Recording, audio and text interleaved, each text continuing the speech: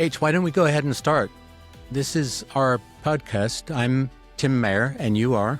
So I'm H Gulick. I am so far a 1-year survivor of a brain tumor called glioblastoma multiforme, which is a really aggressive flavor brain tumor that has horrible survival rates in the general population.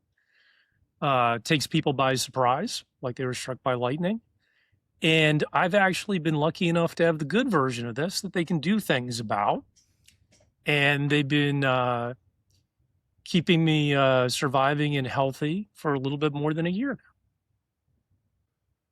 You have started off by doing some Instagram posts, some YouTube posts, short versions, and you and I had a conversation about doing this podcast, doing something a little longer form. And you said to me, look, it's a little bit difficult for me because people have been inside of my head with sharp sticks, to maintain a conversation for 30 minutes or so on without a little bit of help. And I'm very honored. You and I have been friends for 35 years, but you invited me to help you and to be part of this.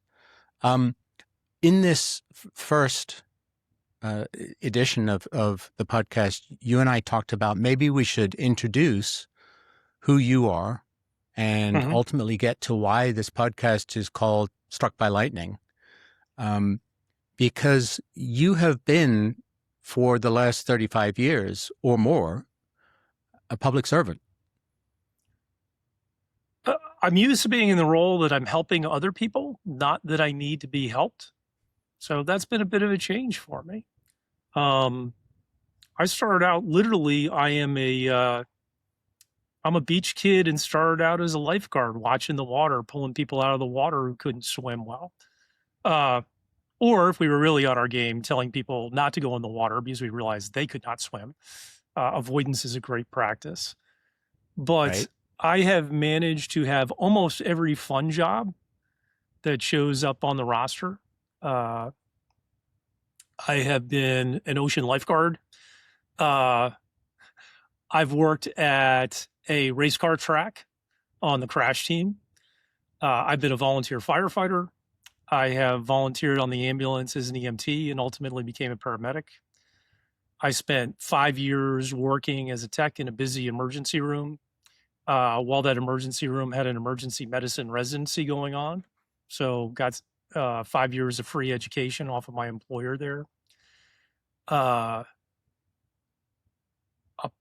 23 years ago, changed jobs and became a FBI agent full-time and spent a very full career doing that, along the way getting to keep my paramedic and doing neat things with that, and did almost every cool job the FBI had to offer, from being a special agent to being an acting supervisor, to traveling to the far corners of the planet to collect terrorists from other governments who were giving them back to us for trial, to going to Africa after terrorism events to help the host nations investigate.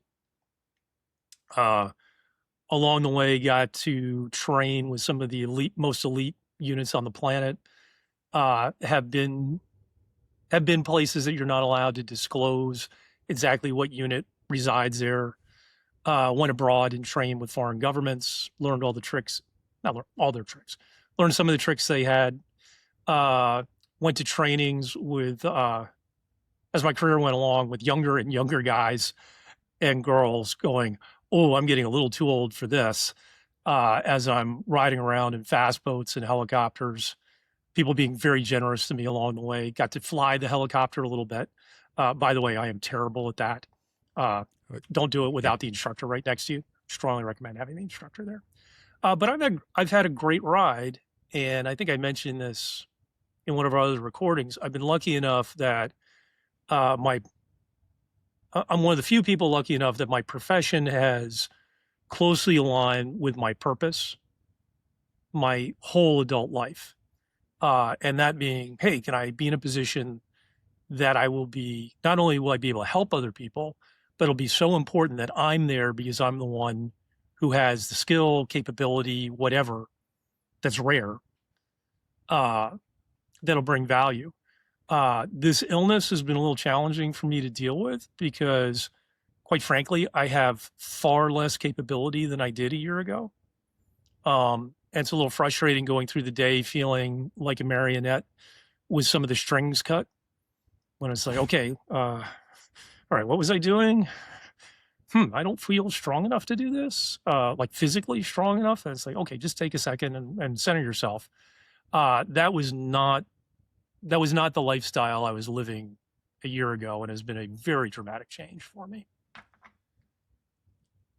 You know, my wife calls you Captain America, and it's a pretty good Flattered.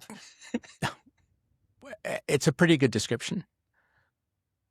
But I mean, you and I, when we met, we were in college, and both of us decided, for whatever reason, that we wanted to be EMTs. I mean, you already had that qualification, and we were running around on ambulances in a little tiny town that was next to Bethlehem, Pennsylvania, because Lehigh, our university, is in Bethlehem, and in Fountain Hill.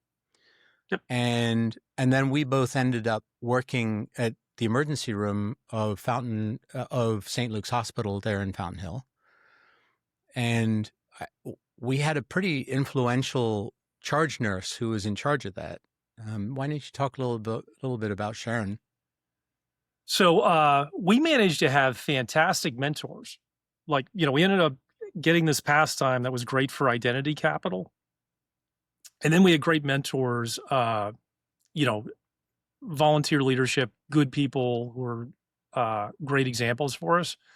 But more interestingly, you're talking about Sharon Wright, who has been at one point or another a boss of each of us. Sharon is still in my life because Sharon is my wife's mother. So Sharon is now my mother-in-law. And by the way, I saw her yesterday. She told me She is to pass now. on She regards. wasn't then, but okay. She was not then. It was a little interesting when it does take a little bit more emotional intelligence than I had at the time to date your boss's daughter. You do need to be careful navigating that. But absolutely wonderful. And I've been married more than 30 years. And Sharon was nice enough to have a wonderful woman as a daughter. And Elizabeth and I, thank God, have a great marriage that's been a cornerstone of getting through all this. And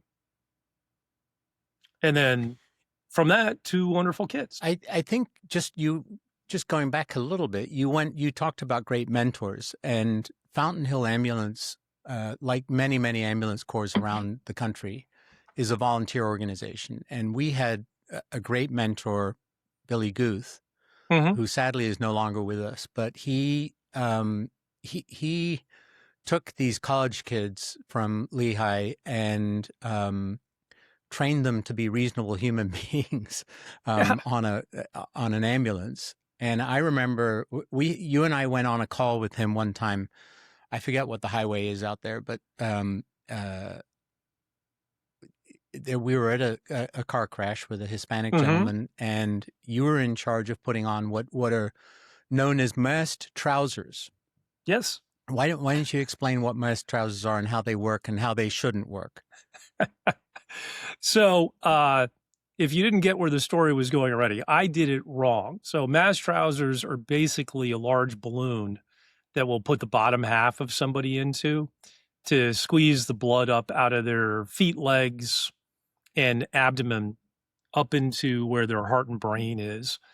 And it's pretty effective at keeping people alive to get them to a trauma center. Like a lot of medical gadgets, tons of Velcro, lots of zippers. And the whole evolution of putting this medical device on involved cutting someone's clothes off to make sure they didn't have any injury, and then pulling on this costume and zipping it up. The manufacturer will be quick to recommend do not zip anyone's anatomy into the zippers as you're putting this medical device on, because you will find out if they are responsive to pain. The patient Tim's mentioning was very responsive to pain. with all sorts of energy. And as a young provider, this had not come up in training before. I did not quite have the next step ready in the Rolodex, and Billy was nice enough to provide the instructions. I think you may be able to do his comment better justice than I would. I think I was like, what do I do next? Well, you asked him, what do I do? And he said, well, unzip it. It was that simple. Anyway. Yep. Well, and yeah. it reflected an attitude we learned from Bill of like, hey, don't make problems any worse than they need to be, no matter how much energy is around them. That like, okay, how did we get here? Yep. Can we back up? Can we turn right? Can we turn left? And we had the luxury of, as 20-somethings, dealing with a 40-something who had already been through quite a bit and made all kinds of mistakes and learned that control of scene started with control of self. And Bill was very good about that and showed how to use tone and presence and humor to control people who had accumulated around crises and keep things moving in the right direction. Wildly useful lessons for young people. And I think it's a hugely useful life lesson, and it's one that, I mean, I'm involved in, let's call it urgent situations. I wouldn't call them emergencies generally, but my profession has been in that. Yours has always been in that you're trying to control what's happening around you as much as possible, and getting it to go in the right direction. And that, these people, Sharon and so many of the people in the emergency room there, and Billy and so many of the people at Fountain Hill Ambulance Corps, like ambulance corps around the country, really mentored us and got us pointed in the right direction with this kind of stuff, I think. Oh, absolutely invaluable for my professional development. I got a lot out of college. I got a lot out of the practical experience of working in failing situations. It's like, oh, okay, this is an important skill to have. This is going to transfer to a lot of other things. And it's pertinent to the conversation because now that my failing situation is immediate and me, it's nice to have those tools in the back pocket of like, okay, you've dealt with problems before. Let's slow down a little bit. What's the simple answer here? Can we just unzip it? Things like that.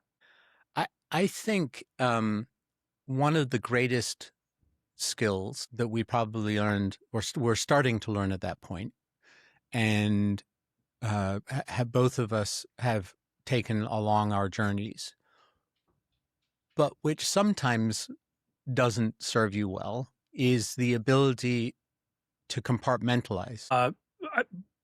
Both of us, I'm going to say with some confidence, you can never know what's going on inside someone's head, but you can watch how they behave and infer some things. Both of us are very good about, the house is burning down. There's nothing I can do about that exactly, but I can find the way out and I can pick people up along the way. And the house burning down part is going to go in a little box. And with luck, we will unpack that later and deal with the residue of that.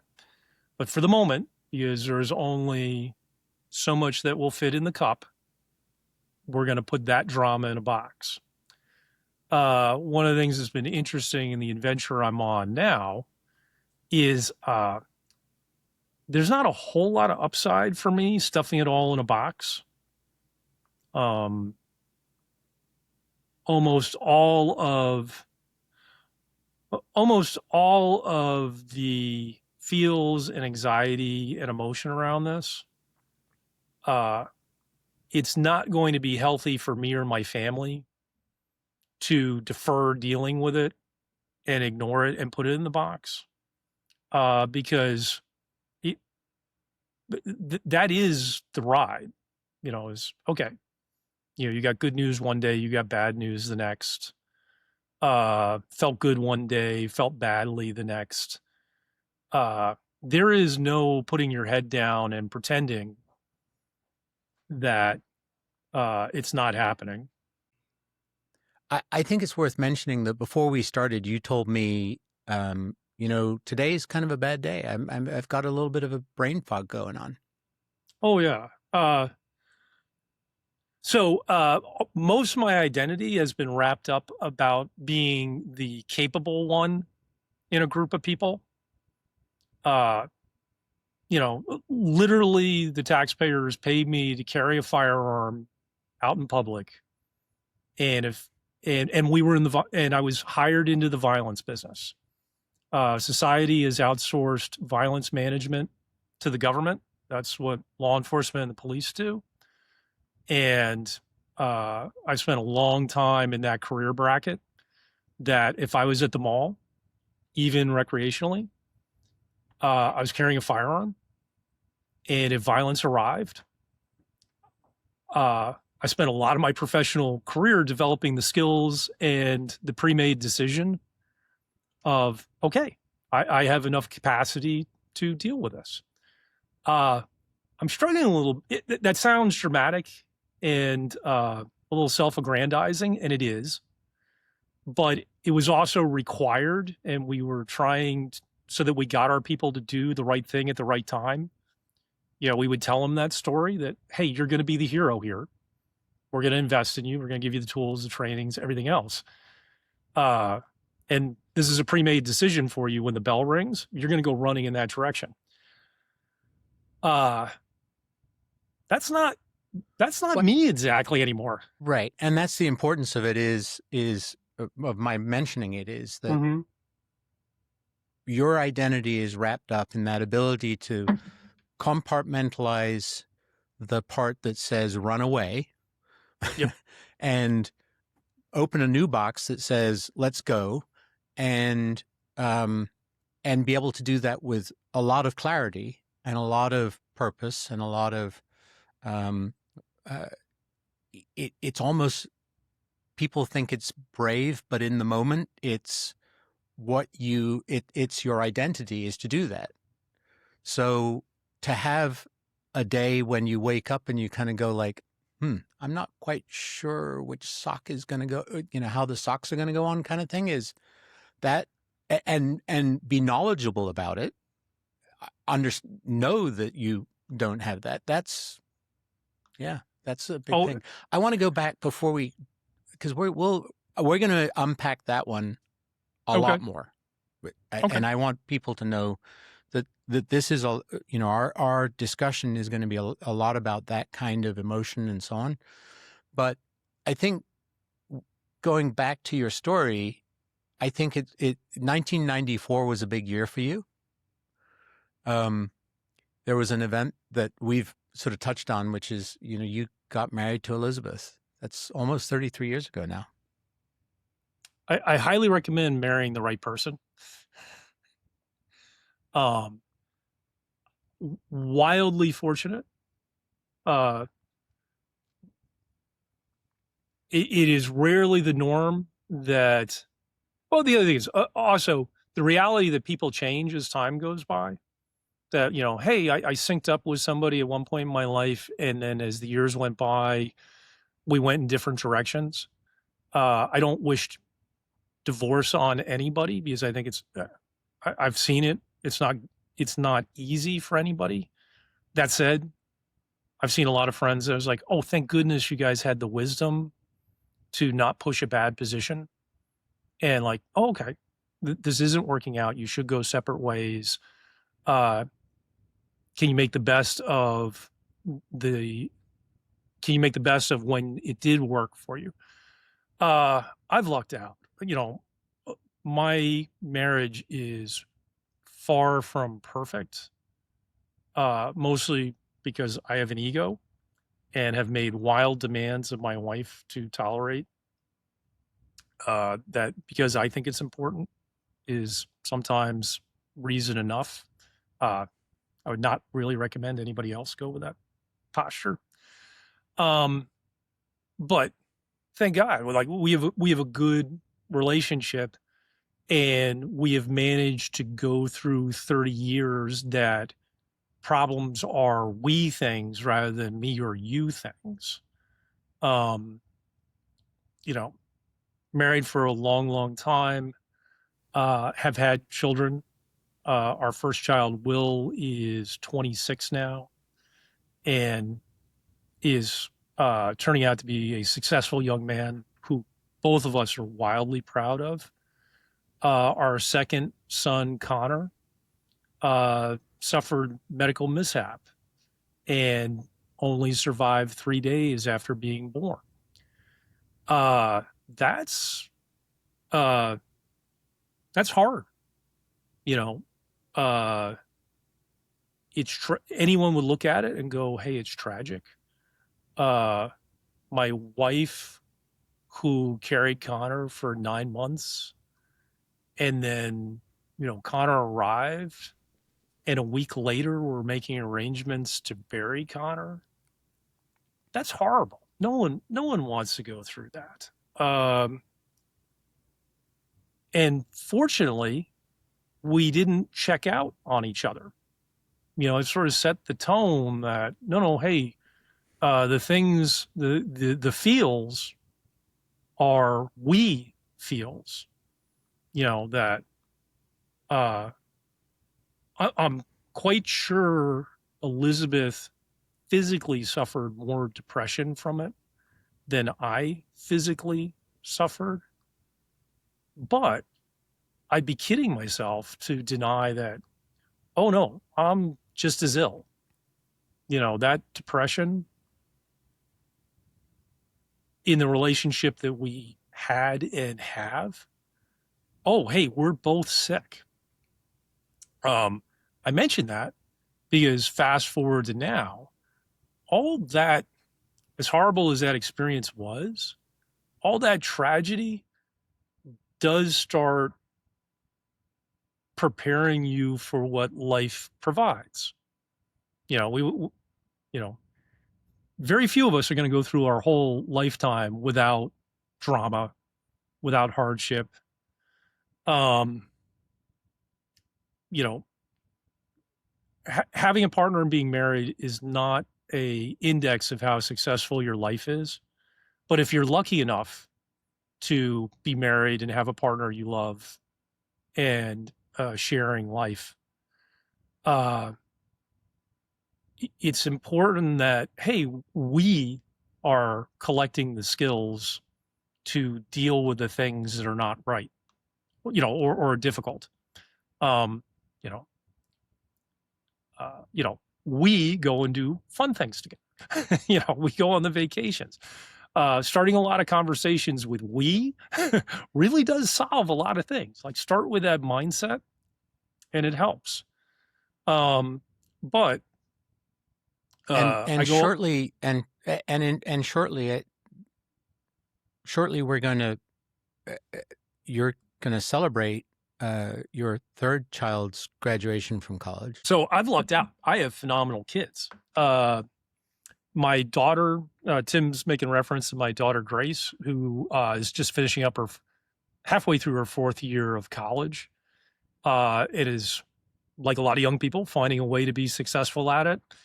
And as she looks to what comes next, she's living in interesting times, where industries are coming and going. Computer science seemed like a slam dunk until the whole computer science industry has changed dramatically in 2 or 3 years.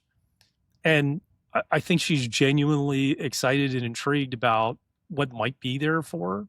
And she's been smart enough to enjoy art and crafts and storytelling and painting. And okay, I didn't go to college for vocational training. I went to college to meet people and learn how to learn and things like that. And I have the good luck that I have pleasant people in my family, who come around and check on me. I think I think it's probably important for us to note that you and I have both checked in with Elizabeth, you more than me, but we've both checked in with Elizabeth because um, I think part of this story is, I mean, you're very positive and you're talking about very positive, but I think in addition to the tragedy with Connor and maybe a little bit as a trigger for it. But I think we should, talk a little bit about how over the years the two of you have been dealing with depression. You talked about depression and certainly Elizabeth has suffered from pretty dangerous depression Yep. over the years, and that talk about how that journey has played into what's going on now. So my version of depression is probably more high functioning anxiety disorder, that I'm like, okay, let me make sure all the chairs are lined up and I have a plan, and I can somewhat see and control the future. There's a friction point. There's a friction point with Elizabeth that she will catastrophize. Interestingly enough, people with high functioning anxiety disorder, we all catastrophize also. We just come up with plans that, like, okay, this could happen. What are we going to do to mitigate it? My wife will be perfectly happy to point out the 3 or 4 things where things can go off the rails. I'm like, could you please accompany some of these things with a course of action that might make things better? But Right. like that's been going on. Fortunately is the wrong word. But the reality that has been going on for almost 20 years in my household and my relationship with my spouse was remarkable preparation for when the next difficult, bad thing happened. Elizabeth and I share a vocabulary for talking about mental health. Both of my children very much treat mental health just like fitness, and will take advantage of speaking to professionals earlier rather than later, and are very quick to recognize, oh, hey, a little behind the curve. Will was planning, he had imagined a career in the military and kind of found himself struggling with some anxiety disorder, and had the wisdom to, oh, okay, going in the military and trying to go through a selection is probably not going to be compatible with this. But that didn't take him off the rails. That was like, oh, okay, I have, for lack of a better word, inconvenient illness that can be treated. And, he got treatment and found a career track that, like, okay, this is going to scratch the itch that I can do most of the stuff I want to. I'm not going to say I feel fortunate for having to deal with all this in my household, but there is a plus that we do deal with this in our household, and it doesn't get compartmentalized and ignored simply because it's uncomfortable and awkward. It's like, no, we're all smart enough that these are problems that do not get better by getting ignored. There are a lot of problems that don't particularly get exactly solved. You end up finding strategies that, okay, how are we going to deal with this? Can we set conditions that will be successful with this? And bringing back to where I am now, I have a disease that nobody survives. Like, they have not found a cure for this. This shortens everybody's lifespan who gets it. That hardly means my life is over. And day in, day out, it's okay. What are we going to do to maximize here? And a lot of recognition, going back to where we started, like, hey, this morning before we got rolling, I had some pretty good brain fog going on. fortunately, I know, like, okay, I'll talk for a little bit. I'll start getting the pathways going. The rust will come off. And then suddenly it's like, okay, I'm going to be able to hang with a conversation.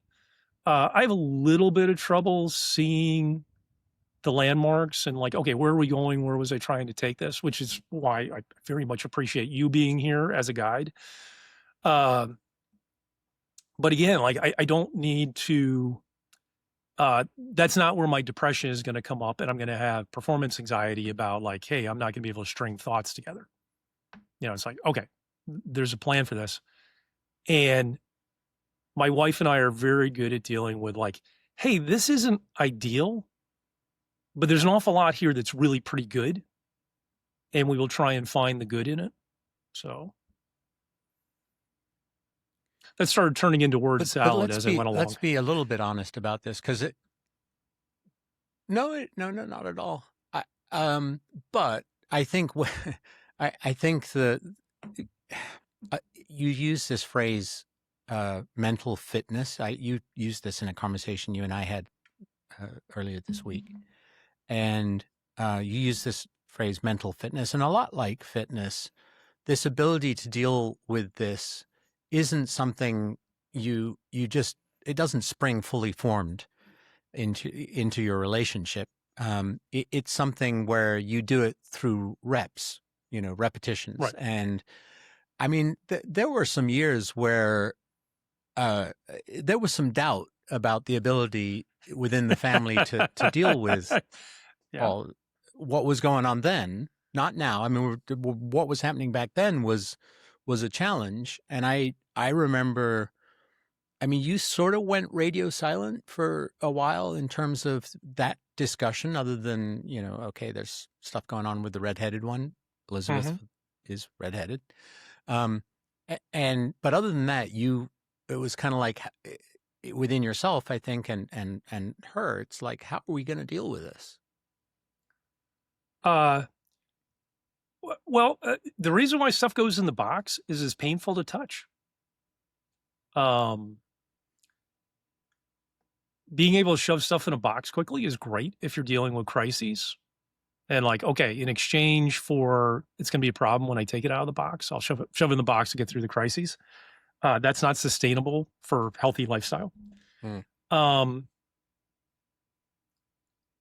Elizabeth's been much better about actively pursuing her mental health. And I've just been trying to sponge off of the work she's done as much as I can, because it's a little bit sideways to the story I tell myself about who I am and what I need.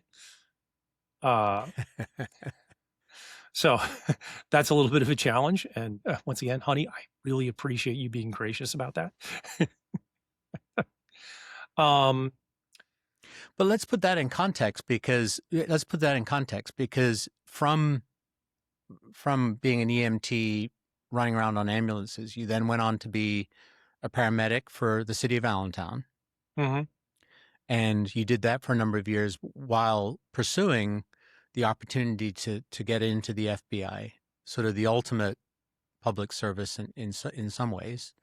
And from that, you ended up, because you had this skill set as a paramedic and this skill set on investigation and so on, for the last 15 years, you've been on on or leading the tactical squad, as I understand it, the tactical program within North New Jersey, and just give us a 3-sentence explanation of what tactical program means. So the FBI has a special weapons and tactics program, very much like many people would imagine watching television. And in our organizational structure is divisions. So I was in the NORC division, which is here in New Jersey. We had 25 special agents who, as a collateral duty, were SWAT operators. I filled one of those roles for more than 15 years. And for the last 3 years I was in the tactical program, I was a senior team leader. I was responsible for the 24 operators beneath me. Um, and I'd had the good fortune because I had a unique skill with the paramedic bit, that I was going all over the bureau and the world, making guest appearances, helping out with projects, which was hugely useful for me just learning, that I wasn't in my own little corner of the state. And it wasn't a self-licking ice cream cone of like, hey, we're great. It was like, no, no, you're, I was out, I was out to Washington State helping another team, uh, strange things. I've been to the same airfield in Syria twice for odd reasons. I've been to the same airport in Islamabad 3 times for reasons. I'm like, this was not exactly what I was expecting to be doing when I was riding the ambulance in Fountain Hill. Uh, I'm afraid I kind of lost the thread there on that. Where were we going with that, Tim? No, that's, I mean, and well, where I was going with that was, putting the ability to unpack things out of the box. Yeah. Because stereotypically, operators put things in the box and leave them there permanently. Put a padlock on them. Yes. Whatever that may be, the stress, the tragedy, and often it's other people's tragedy. It's things that are went bad for other people, whether they're bad people or good people. You've had to deal with their tragedy, and so often that becomes it becomes your tragedy too, because you're right there involved in it. And so many people in that profession and in that operator world, and I'm putting sort of brackets around that, in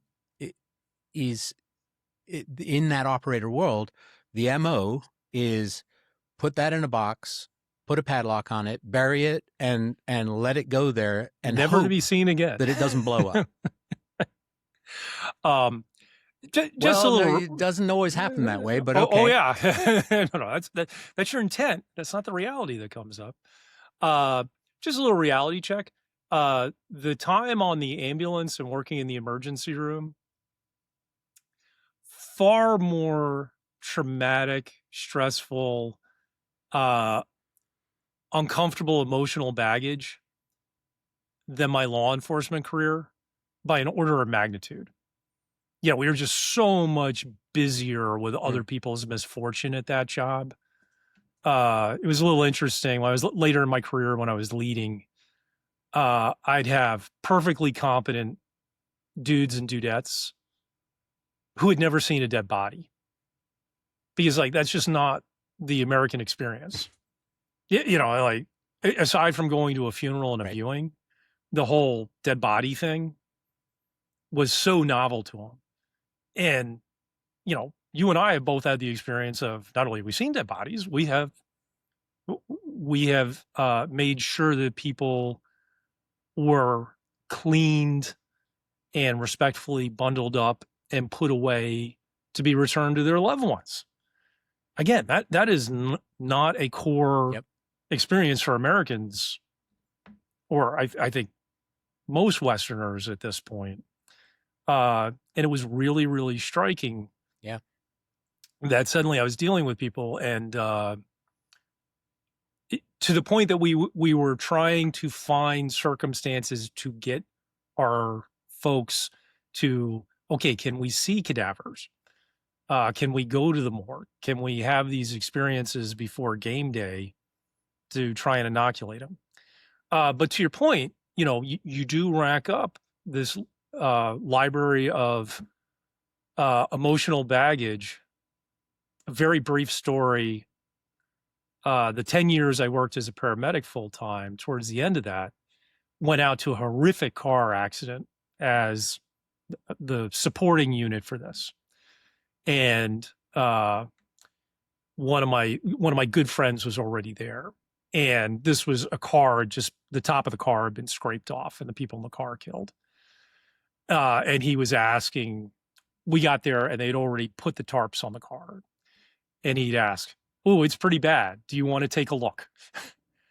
And at that point in my career, I had the wisdom of, no, my library of horrific mental images is full. I do not need to be adding to it unless there is a reason. Yep. It's like, Jack, I will be perfectly happy to take your word for it. And then I glanced down and realized I had stepped in a bit of somebody's brain, was there on the asphalt, and left a boot print in it. So while I avoided adding whatever was going on in the car to the library, like one of the highlighted memories I'm always going to carry is looking down and going, oh yeah, I know what that is. That's awful. And there is something cathartic about talking about it.